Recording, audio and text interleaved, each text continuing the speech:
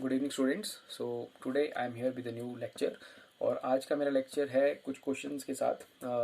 आज मैं आपके सामने एच सी वर्मा के कुछ क्वेश्चंस सॉल्व करूंगा। पर्टिकुलरली ऑब्जेक्टिव प्रॉब्लम से मैं स्टार्ट करने जा रहा हूँ। एच सी वर्मा का फर्स्ट चैप्टर वॉल्यूम 1 का इंट्रोडक्शन टू फिजिक्स, वहाँ के ऑब्जेक्टिव प्रॉब्लम से मैं शुरुआत कर रहा हूँ। So I am with the first problem from objective 1।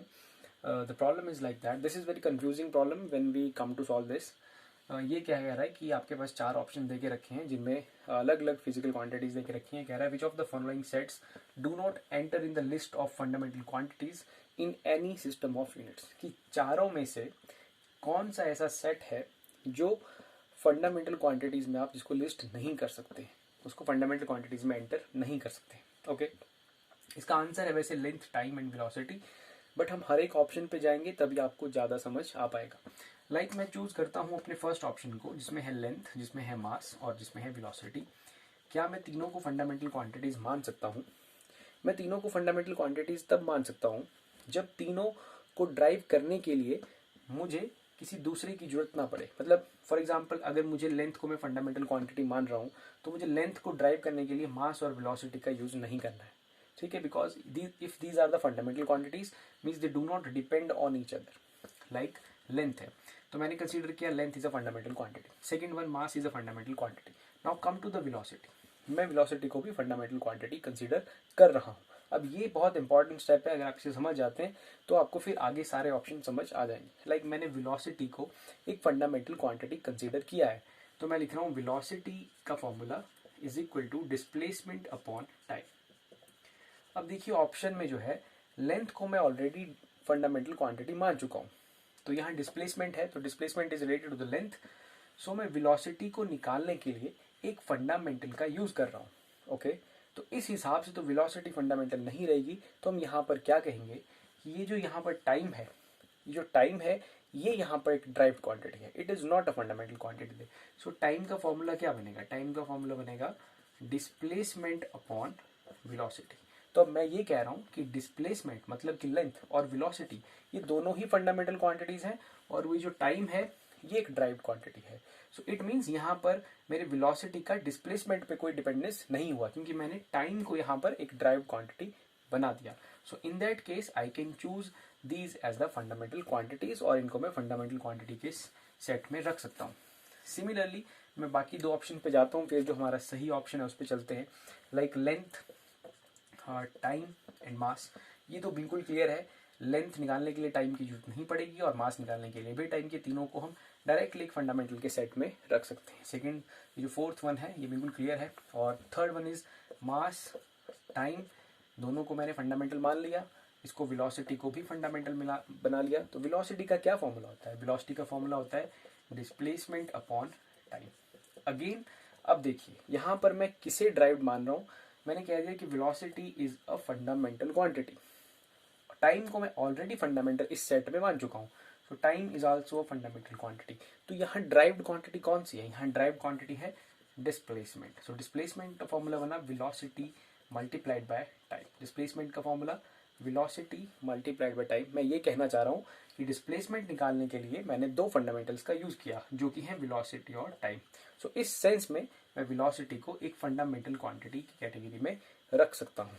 अब मैं लास्ट वन पे आता हूँ जो कि हमारा आंसर है, जिसे हम फंडामेंटल क्वांटिटीज की कैटेगरी में नहीं रख सकते हैं। वो है हमारे पास length, time and velocity. So first we consider that this is a fundamental, this is also fundamental, no problem. Now come to the velocity. What is velocity? Velocity is displacement upon time. अब इस set को जब आप ध्यान से देखेंगे, इस set में आप डिस्प्लेसमेंट जो कि मतलब लेंथ, जिसे ऑलरेडी आप एक फंडामेंटल कह चुके हैं, टाइम जिसे ऑलरेडी आप एक फंडामेंटल कह चुके हैं। सो इट मीन्स इन दोनों में ड्राइव्ड कौन हुआ? फिर इन तीनों में ड्राइव्ड कौन हुआ? इन तीनों में ड्राइव तो वेलोसिटी हो गया, बिकॉज ये दोनों ऑलरेडी आपने फंडामेंटल बोल के रखे हैं, डिस्प्लेसमेंट भी और टाइम भी, मतलब लेंथ भी और टाइम भी। तो आप यहाँ पर कुछ हेर फेर नहीं कर सकते इसके साथ। So here these two are already fundamental, तो मतलब जो तीसरा वेलोसिटी बन रहा है ये एक ड्राइव्ड क्वांटिटी हो गया। So we can not list that option in the fundamental quantities. So due to that reason length, time and velocity, this is our answer. हम इस चीज को जो है अपने फंडामेंटल में नहीं रख सकते हैं। मैं एक बार फिर रिपीट करता हूँ, लाइक फर्स्ट वन का एग्जांपल लेके आपको शायद और समझ आ जाएगा। फर्स्ट ऑप्शन था मेरे पास length, mass and velocity. Length को मान लिया फंडामेंटल, मास को भी मान लिया, वेलोसिटी को भी मैं फंडामेंटल मान रहा हूँ। फॉर्मूला देख रहा हूँ मैं, velocity displacement upon time. Okay, अगर मान लीजिए मैंने डिस्प्लेसमेंट और टाइम को ऑलरेडी फंडामेंटल मान लिया होता तो मैं नहीं कह सकता था कि वेलोसिटी फंडामेंटल है। ओके, लेकिन इस ऑप्शन में टाइम नहीं था, इस ऑप्शन में टाइम नहीं था, इस वजह से मैंने टाइम को एक ड्राइव्ड मान लिया। सो टाइम बन गया डिस्प्लेसमेंट अपॉन वेलोसिटी। फिर मैंने कहा कि टाइम जो है ड्राइव्ड है, जिसका यूज, जिसे निकालने के लिए हमने दो फंडामेंटल डिस्प्लेसमेंट और वेलोसिटी का यूज किया है। So on that basis I think आपको समझ आ चुका होगा। So on that basis our second one is the answer. Question number 2 भी मैं अभी आपके साथ डिस्कस कर लूंगा, जिसे मैं बोर्ड पर नहीं लिखूंगा, लेकिन आपके पास बुक्स हैं, आप आसानी से वहां से देख सकते हैं। क्वेश्चन नंबर 2 में कहा गया है कि हम किसी भी फिजिकल क्वांटिटी की मेजरमेंट जब करते हैं, physical quantity is measured and the result is expressed as NU। हम किसी फिजिकल क्वांटिटी का मेजरमेंट कर रहे हैं, उसके रिजल्ट को एक्सप्रेस कर रहे हैं NU, where N is the numerical value and U is the unit. Okay, इसने ऐसा कहा है, if the result is expressed in various units, if the result is expressed in various unit, then what is the relation between n and u? So पहला option जो है आपके पास वो है n is proportional to u, दूसरा है n is proportional to u square, तीसरा है n is proportional to under root u, और चौथा है n is proportional to 1 upon u। क्या मतलब ये आपसे यहाँ पर न्यूमेरिकल वैल्यू और यूनिट के बीच का रिलेशन आपसे पूछ रहा है। तो इसका आंसर है fourth one, that numerical value is inversely proportional to the unit, because जितना बड़ा आपका यूनिट होगा उतना न्यूमेरिकल वैल्यू आपका कम हो जाएगा। बिल्कुल सिंपल एग्जांपल लेके मैं बता देता हूँ। लाइक मैं लिख रहा हूँ 1 kg, ये होता है 1000 ग्राम के बराबर। तो जितना बड़ा आपका यूनिट होगा, इसने पूछा है यहाँ पर question like n is the numerical value and where u is the unit. So n और u के बीच का रिलेशन पूछा है, बिल्कुल सिंपल बात है। So if larger is the unit means like यहाँ kg है, यहाँ ग्राम है, larger the unit smaller is the numerical value. 1 kilo 1000 ग्राम के बराबर होता है। तो जितनी बड़ी आपकी यूनिट रहेगी और उतना ही छोटा आपका न्यूमेरिकल वैल्यू रहेगा। यहाँ यूनिट छोटी हो रही है तो न्यूमेरिकल वैल्यू बढ़ रहा है। To make that relation valid, like ये रिलेशन रहता है हमेशा n1 u1 is equal to n2 u2।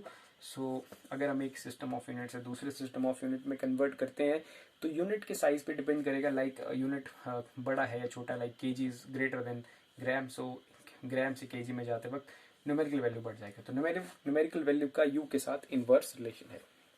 This is answer for these 2 questions. बाकी क्वेश्चंस के साथ मैं नेक्स्ट वीडियो में आऊँगा for 3rd, 4th and 5th problem. So thank you very much. I hope आपको ये दोनों क्वेश्चंस अच्छे से समझ आए होंगे। Thanks a lot.